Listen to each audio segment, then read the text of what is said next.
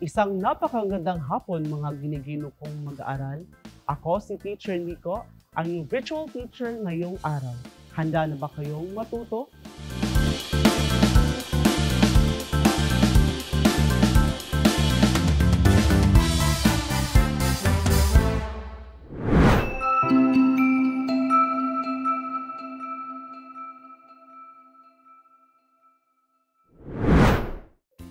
Tukuyin ang mga salitang kilos sa bawat pangungusap. Isulat ito sa sagutang papel. Simulan na natin! Unang pangungusap, nagdarasal kaming mag-anak bago matulog.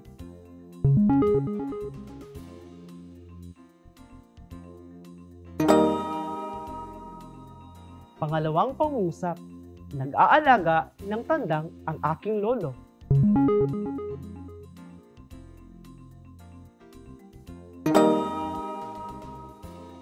Pangatlong pangungusap, magluluto ng pansit ang aking ina.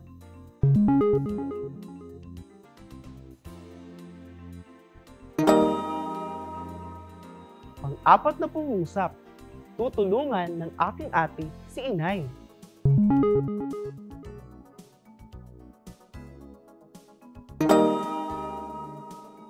Pang-limang pangungusap, lagi kaming naglalaro ni Bunso sa palaruan.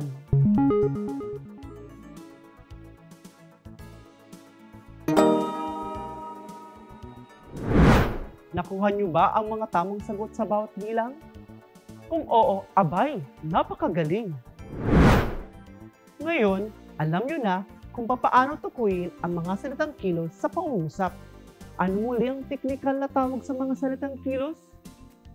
Napakahusay! Tama, ito ay pandiwa. Sa pagkakataong ito, babasahin natin ang isang teksto. Ito ay babasahin ko muna, pagkatapos kayo naman ang magbabasa.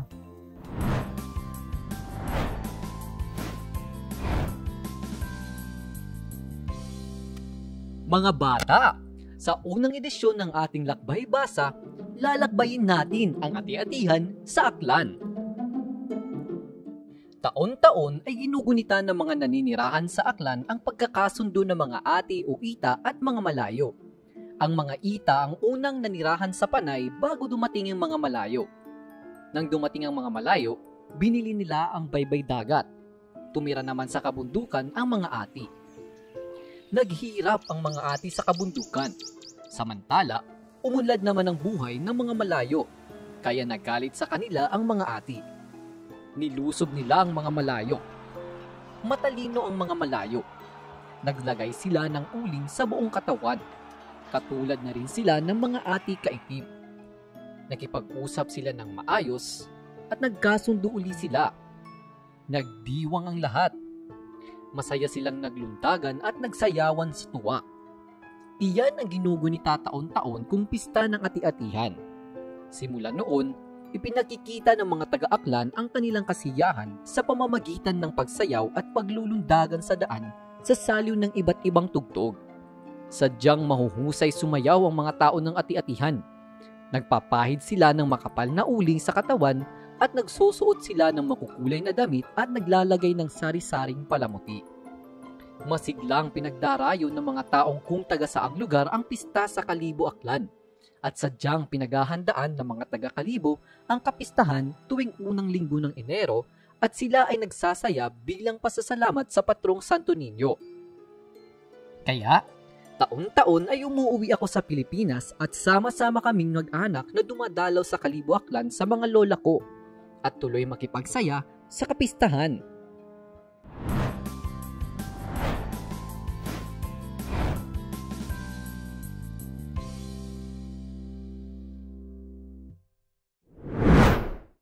Handa na ba kayong basahin mag-isang teksto? Simulan nyo na!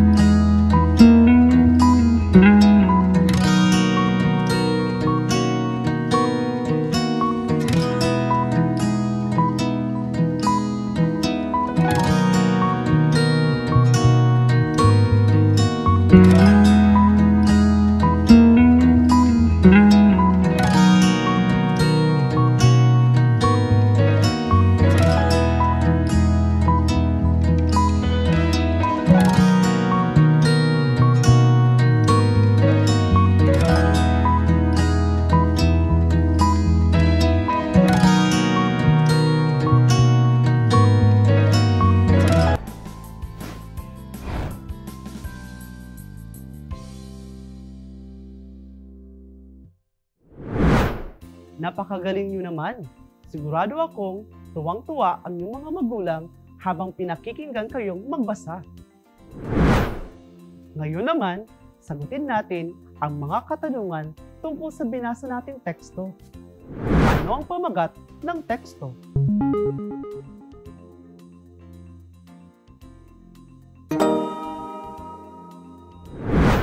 Paano ipinapakita ng mga taga-Aklan ang kanilang kasiyahan?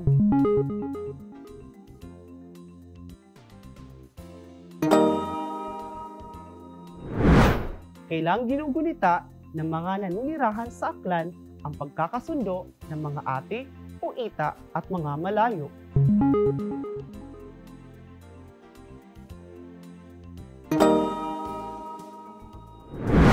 Saan ipinagdiriwang ang ati-atihan?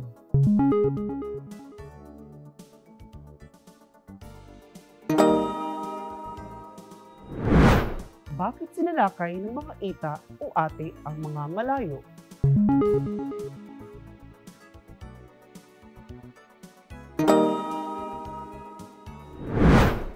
Alam niyo bang may mga salitang nagbibigay turing sa mga pandiwa ang mga basa sa teksto? Napansin niyo ba ang mga ito? Ano nga ba ang pang-abay? Ang pang-abay ay mga salitang naglalarawan ng pandiwa, pang-uri at kapwa pang-abay. Ano-ano naman ang iba't ibang uri ng pang-abay? Una, pang-abay na pamaraan. Nagsasabi ito kung paano ginawa o ginagawa ang kilos. Sumasagot ito sa tanong na paano. Halimbawa, mahusay sumayaw ang mga taga-Aklan. Ang salitang mahusay ay isang pang-abay dahil ito ay nagbibigay turing sa pandiwang sumayaw. Ang pang-abay na mahusay ay sumasagot sa tanong na paano sila sumayaw. Kaya't ito ay pang-abay na pamaraan. Pangalawang halimbawa, masaya silang naglundagan at nagsayawan sa tuwa. Ang salitang masaya ay isang pang-abay dahil ito ay nagbibigay turing sa naglundagan at nagsayawan. Ang pang-abay na masaya ay sumasagot sa tanong na paano sila naglundagan at nagsayawan. Kaya't ito ay pang-abay na pamaraan. Sunod, pang-abay na pamanahon. Nagsasabi ito ng oras o panahon ng ginanap ang kilos. Sumasagot ito sa tanong na kailan. Halimbawa, taon-taon ginugunita ang pagkakasundo ng mga ate o ita at mga malayo. Ang salitang taon-taon ay isang pang-abay dahil ito ay nagbibigay turing sa pandiwang ginugunita. Ang pang-abay na taon-taon ay nagsasabi sa oras o panahon o kung kailan ginaganap ang kilos. Kaya't ito ay pang-abay na pamanahon. Panghuli, pang-abay na panlunan. Nagsasabi ito sa lugar na pinangyarihan ng kilos. Sumasagot ito sa tanong na saan. Halimbawa, tumira sa kabundukan ang mga ate. Ang pariralang sa kabundukan ay isang pang-abay dahil ito ay nagbibigay turing sa pandiwang tumira. Ang pang-abay ay sumasagot sa tanong na saan nangyari ang kilos, kaya't ito ay pang-abay na panlunan.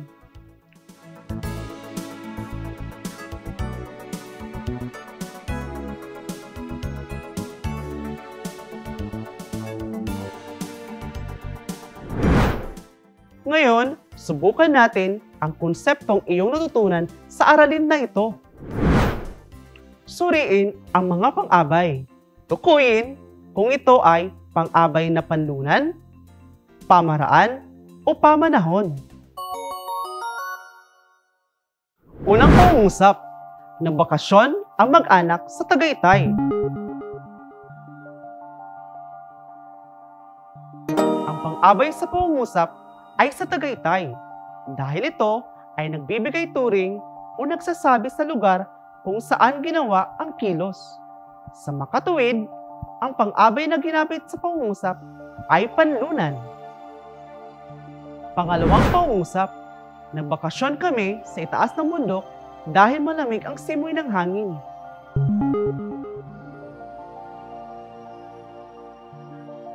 Ang pang-abay sa pangungusap ay sa itaas ng bundok. Ito ay nagbibigay turing sa pandiwang nagbakasyon. Ito ay nagsasaad sa lunan kung saan ginawa ang kilos, kaya't ang pangalawang pang-abay ay may turing na panlunan. Pangatlong pangungusap, babalik na sila sa 1 linggo.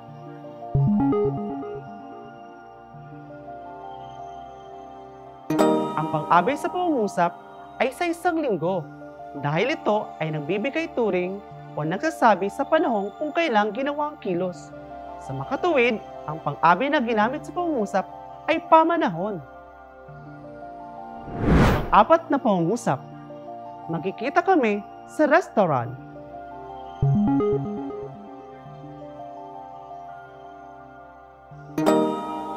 Ang pang-abay sa pangungusap ay sa restaurant dahil ito ay nagbibigay turing o nagsasabi sa lugar kung saan ginawa ang kilos. Sa makatuwid, ang pang-abay na ginamit sa pangungusap ay panlunan. Panglimang pangungusap, masaya na naman kaming makapagkukwentuhan.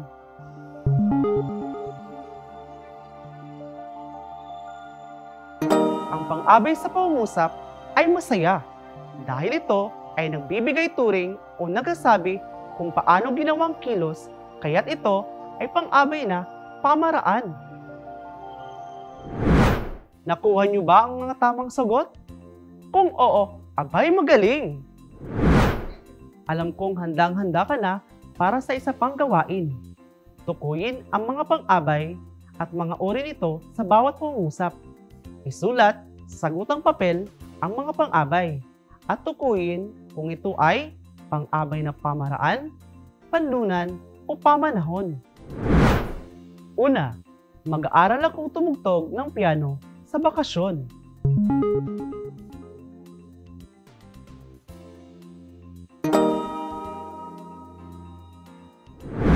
Pangalawa, maagang nagtungo si Noel sa paaralan.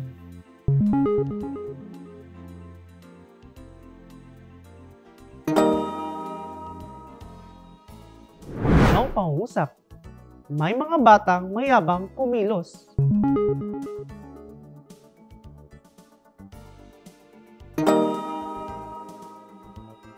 Pang-apat, sa susunod na buwan ako magbabalita.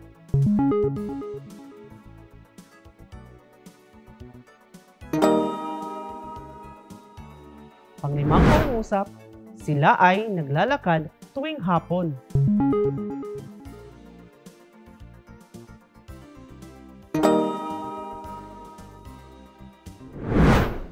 Nakuha niyo ba ang mga tamang sagot? Kung oo, abay, napakahusay!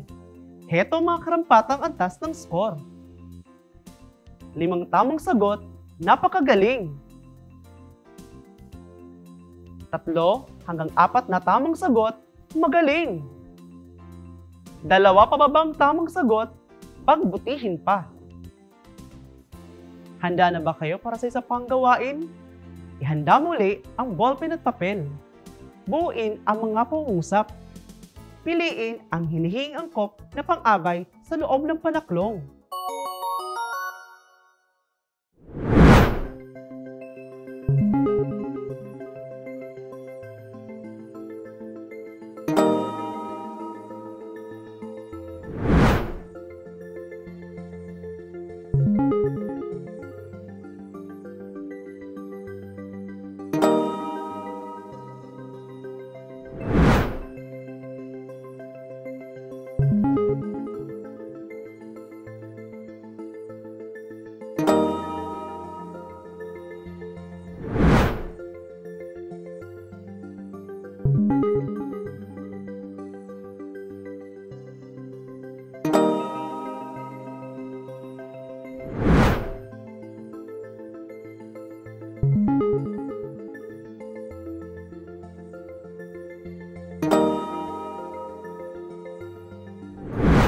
Heto ang mga karampatang antas ng score.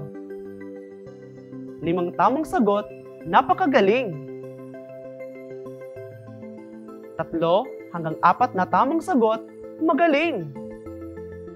2 pababang tamang sagot, pagbutihin pa. Subukan naman natin ngayon ang isang gawain sa pagsulat. Suriin ang larawan. Sumulat ng iba't ibang pangungusap kung paano maiiwasan ang paglaganap ng coronavirus sa inyong lugar. Gamitin ang 3 uri ng pang-abay sa pagsulat ng pangungusap. Bibigyan ko lamang kayo ng 2 minuto.